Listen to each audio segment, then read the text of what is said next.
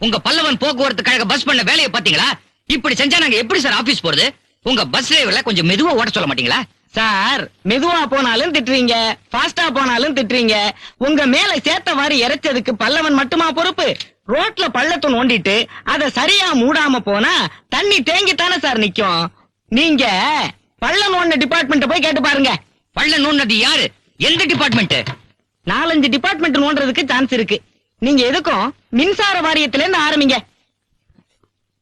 மன்னிக்கணும் சார், நீங்க குறிப்பிட்ட அந்த இடத்துல பிரேக் டவுனே இல்ல, மின்சார வாரியம் பல்ல நோண்டவே இல்ல. நீங்க எதுக்கும் குடிநீர் வடிகால் வாரியத்தை கேட்டு பாருங்களே.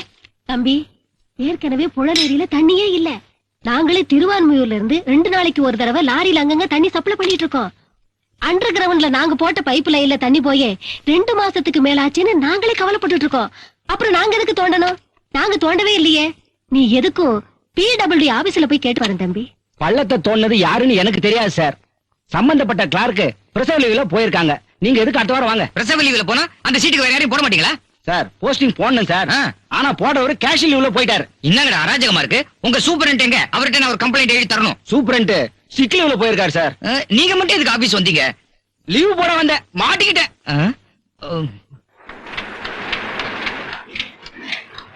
சார் சார், ஆபீஸுக்கு போற ஒரு சிட்டிசனோட நிலைமையை பாத்தீங்களா சார்? பல்லவன் சேத்த வாரி அடிச்சுட்டு போயிட்டான். பல்லவன் ஆபீஸ்ல போய் கேட்டா MESல போய் கேட்க சொல்றாங்க.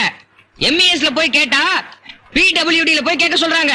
PWDல போய் கேட்டா மெட்ரோ ஓட்டர்ல போய் கேட்க சொல்றாங்க. என்ன இப்படியே போட்டோ எடுத்து போடுங்க, எல்லாருக்கும் தெரியட்டும். மிஷின் ஓடுறதுனால காது கேட்கல, கொஞ்சம் சத்தமா சொல்லுங்க. பல்லவன் நல்லவனா? நல்லவன் இல்ல சார், பல்லவன் பல்லவன். ஓ, வல்லவனா? வல்லவன் இல்ல சார், பல்லவன் பல்லவன். ஓ, பல்லவனா? மேல ஃபர்ஸ்ட் ஃப்ளோர்ல இருக்காரு, போய் பாருங்க. அட போங்கப்பா.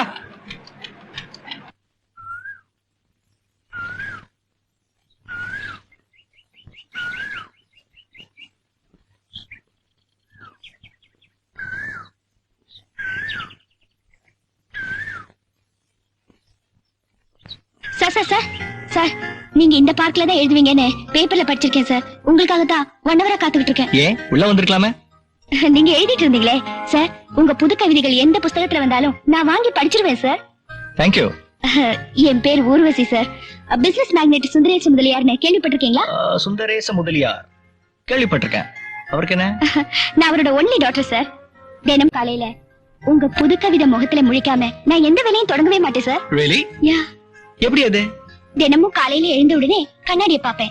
கண்ணாடியில எழுதி வச்சிருக்கேனே, உதட்டின் சுற்றளவே உலகத்தின் பரப்பளவு. உங்க புது கவிதைதான். How nice of you. By the by, sir, எனக்கு ஒரு சின்ன ஆசை சார். சொல்லுங்க. நீங்க எனக்காக மட்டும் ஸ்பெஷலா ஒரு புது கவிதை சொல்லணும் சார். புது கவிதைய விடுகதை ரூபத்துல கேட்டா பரவாயில்லையா? ஓகே சார், கேளுங்க சார். ஊரார் பார்த்த கோலம், ஆனால் உடையவன் பார்க்காத கோலம். அது என்ன? கேள்வியே புரிஞ்சுக்கிட்டீங்களா? ஒரு பெண்ண இந்த உலகமே அந்த கோலத்துல பார்த்திருக்கோம்.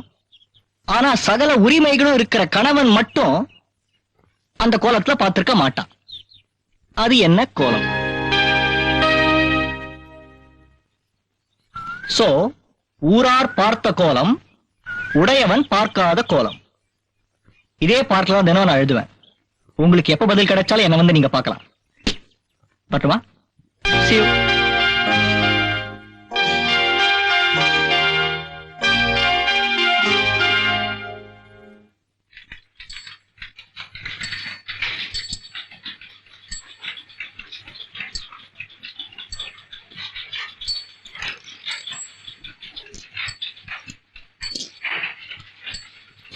பாரிஜாதா, எங்க அப்பா எனக்கு பொண்ணு பார்க்க ஆரம்பிச்சிட்டாரு. அப்போ நம்ம விஷயத்த உங்க அப்பா கிட்ட சொல்லையா? ஐயோ, அதெல்லாம் என்னால முடியாது. எங்க அப்பா என் தோலை உரிச்சிடுவாரு. அப்ப நம்ம காதல்? நீ ஏதாச்சும் ஸ்டெப் எடுத்தாதான் நடக்கும், இல்லன்னா அம்பேல். எங்க அப்பா தான் எனக்கு பொண்ணு பார்க்க ஆரம்பிச்சிட்டாருன்னு சொன்னேன்ல. இத பார், உங்க வீட்டுல பெரியவங்க யாருகிட்டயாவது நம்ம காதலை பத்தி சொல்லி அவங்களா என் வீட்டுக்கு வர மாதிரி வந்து, இந்த மாதிரி உங்க வீட்டுல ஒரு பையன் இருக்கானாமே, எங்க வீட்டுல ஒரு பொண்ணு இருக்கு, அப்படின்னு சொல்ல சொல்லி ஜாதகத்தை கொடுத்து அந்த ரூட்ல வர சொல்ல. முதுகெலும்பு இல்லாம என்னையே காதலிச்சீங்க. காதல்ங்கிற உணர்ச்சியை தூண்டுறது எலும்பில்ல பாரிஜாதம், நரம்பு. நான் பிஎஸ்சி ஜுவாலஜி. பேத்தாலஜி. அண்ணே காஃபி. எங்கேயாவது சண்டைக்கு போறியா? இல்லையே. பின்னையே பாவாடி தூக்கி சொல்லிட்டு இருக்க? வாச தெளிச்சு கோலம் போட்டேன். ஏன் பாவாடி இறக்கி விட்டா கோலம் போட முடியாதா? ஏதாவது வேலை செய்யணும்னா பொம்பளைங்க உடனே எல்லாத்தையும் வாரி வயசு தூக்கி சொல்லிருப்பீங்களா? கண்டவங்க உங்க காலை பார்க்கணும், அதானே? கன்னி பொண்ணுனா கணுக்கால் தெரியக்கூடாது.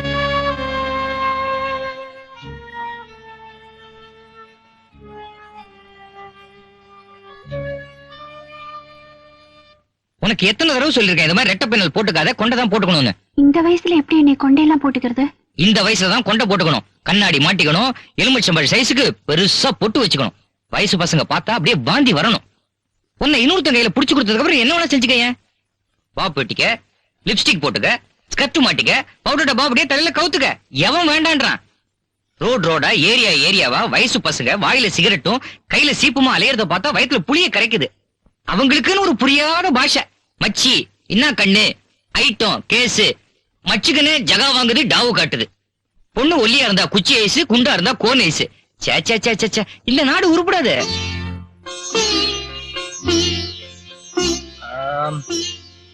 சின்னனே காஃபி. அண்ணே உங்ககிட்ட ஒரு முக்கியமான விஷயம் பேசணும். ஒவ்வொரு வாரமும் பத்திரிகை வந்த உடனே அதுல இந்த பூவிழி ராசனோட புது கவிதை ஏதாவது வந்திருக்கான்னு பாக்குற ஒரு சின்ன கூட்டமே தமிழ்நாட்டுல இருக்கு. அவங்கள ஏமாத்தக்கூடாது. இந்த வாரத்துக்கு வேண்டிய புது கவிதையை நான் இன்னும் எழுதல, உடனே எழுதி ஆகணும். அதுக்காக தான் போயிட்டு இருக்கேன். இப்போ இந்த வீடே பத்திக்கிட்டு இருந்தா கூட என்னால ஒரு டம்ளர் தண்ணி கூட விட முடியாது. தள்ளு பாரிஜாதம். பாரி, எஸ், பிடிச்சிட்ட. பாரி, பாரினிலே கதிரவன், பிடிச்சிட்ட. பாரினிலே கதிரவன் காரினிலே வரும்போது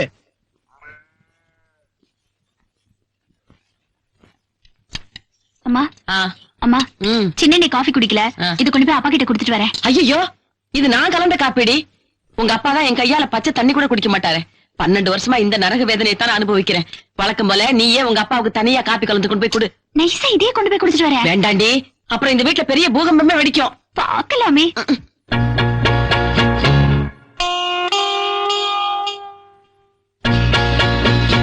அப்பா காஃபி.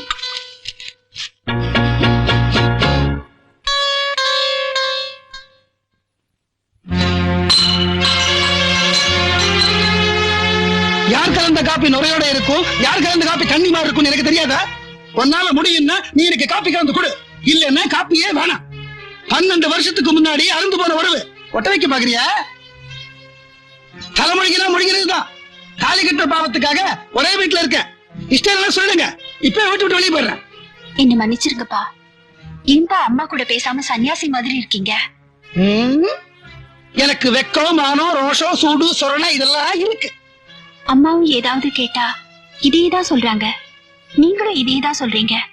ஆனா ஒரு வித்தியாசம், நீங்க கோவமா சொல்றீங்க, அம்மா அழுதுகிட்டே சொல்றாங்க.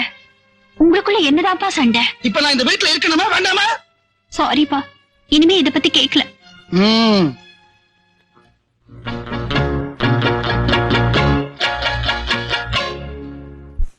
என்னமா இது? நான் 600 ரூபாய் சம்பளம் வாங்கும்போது 800 ரூபாய் செலவழிச்சேன். 800 ரூபாய் சம்பளம் வாங்கும்போது 1000 ரூபாய் செலவழிச்சேன். 1000 ரூபாய் சம்பளம் வாங்கும்போது 1200 ரூபாய் செலவழிச்சேன். இப்ப நான் சோலையா 1600 ரூபாய் வாங்குறேன். 1800 ரூபாய்க்கு பட்ஜெட் போட்டு கொடுத்துருக்கேன். ஏமா உன்னால துண்டு விழாமையே பட்ஜெட் போட முடியாதா? நீ பேசாம நிதி மந்திரி ஆயிட வேண்டியதானே? என்ன என்னப்பா பண்ண சொல்ற? விலைவாசி எல்லாம் விஷம் போல ஏறிக்கிட்டு இருக்கு. விலைவாசி ஏன் ஏறுது? கவர்மெண்ட் ஆபீஸ்ல 20 ரூபாய் இன்கிரிமெண்ட் கொடுத்தா இங்க டீ கடையில ஏன் 10 பைசா விலை ஏத்துறான்? இதெல்லாம் யாரு கேக்குறது? நாம தான் கேட்கணும். அடிக்கடி எலெக்ஷனுக்கு ஓட்டு கேட்க வராங்கல்ல, இப்ப எவன் தான் எலெக்ஷன்ல நிக்கிறது இல்லாத போச்சு. கண்டவன் நிக்கிறான். அம்மா பானைக்கு ஓட்டு போடுங்க, பூனைக்கு ஓட்டு போடுங்கிறான். அப்ப யானைய மாதிரி மண்டை மண்டையை ஆட்டக்கூடாது, கிழின்னு கிழிக்கணும். அடுத்த தடவை கிழிக்கிறப்பா. கிழிச்ச நீ நிர்வாகம் பண்ணது போதும், இனிமே நான் பாத்துக்கிறேன். இன்னில இருந்து வீட்டு நிர்வாகம் என் கையில. ஐயோ, நிர்வாகத்தை மாத்திட்டானே. நான் என்ன பண்ணுவேன்? மாட்டிக்கிட்டேன். அம்மா ஒரு முக்கியமான விஷயம் பேசணும், உங்ககிட்டயாவது பேசலாமா? அடிப்பாடி இவ ஒண்ணு நிர்வாகம் என் கையிலேயே இருக்கும்னு நினைச்சு சில தில்லுமுள்ள எல்லாம் பண்ணி வச்சிருக்கேன். இப்போ திடீர்னு நிர்வாகத்தையே மாத்திட்டான். அரிசிக்காரனுக்கு 400 ரூபாய் பாக்கின்னு எழுதியிருக்கேன். அது 400 ரூபாய் இல்ல 600 ரூபாய். இதே மாதிரி பால்காரன் மளிகை சாமான் எல்லாத்துலயும் சிக்கல் இருக்கு. அவங்க கிட்ட எல்லாம் இவன் நேர்ல பேசிட்டான்னா நல்லா மாட்டிக்குவேன். அதுக்கு என்னமா செய்ய போற? பழக்கம் போல யாருக்கும் தெரியாம இருக்கிற கொஞ்ச நஞ்ச சாமானையும் மார்வாடி கடைக்கு தானம் எழுதிட வேண்டியதுதான். என்ன பாக்குற? இப்படித்தான் 12 வருஷமா இழுத்து பிடிச்சு இந்த குடும்பம் நடந்துகிட்டு இருக்கு.